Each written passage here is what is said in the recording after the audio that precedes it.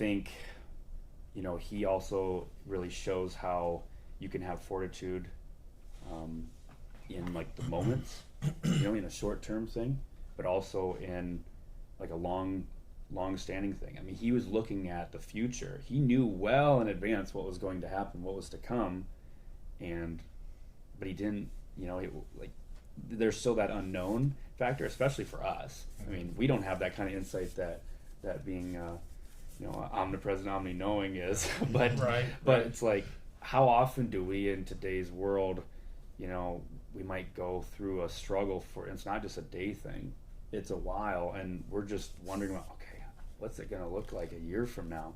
What's it going to look like, further out? And there's that fear. What am I going to do? What am I going to do 6 months from now with my family, with my loved ones, my job, whatever it is? Absolutely. This weekend, I think, is a perfect example of that with Jesus. He started his ministry in Capernaum.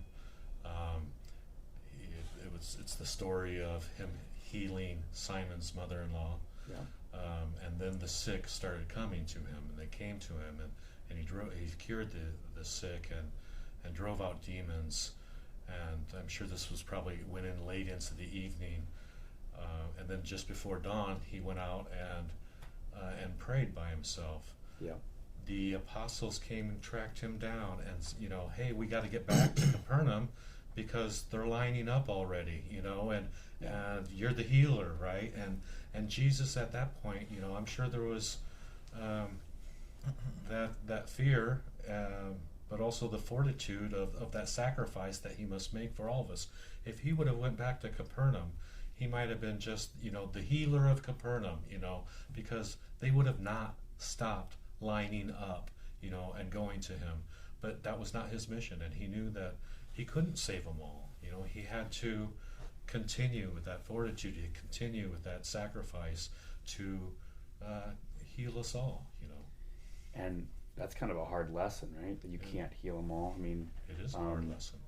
What about, us today, in today's world, when we look at our own lives, and we as men are always trying to fix it. I'll speak for myself. Yeah. It's always, I want to try to fix this. Even my wife is expressing something, that she's sharing something about her day, and my instant thing to go to is to try to fix it. Yeah. And sometimes that we just need to be in the silence, be in the quiet, and to listen, be present, right? Because there's plenty of times where that was witnessed, that Jesus was just present there and have that relationship, but we always just want to fix, and you can't fix everything. Definitely with your wife, though, you want to put in that extra effort, and Yeah. everything that you can do and all the resources you have to fix it.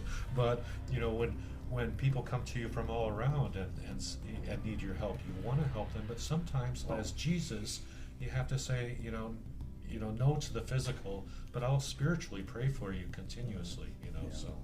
Yeah, sometimes just that prayer is going to be the most important thing that you can do, and probably it might only be the only thing you can do. Exactly.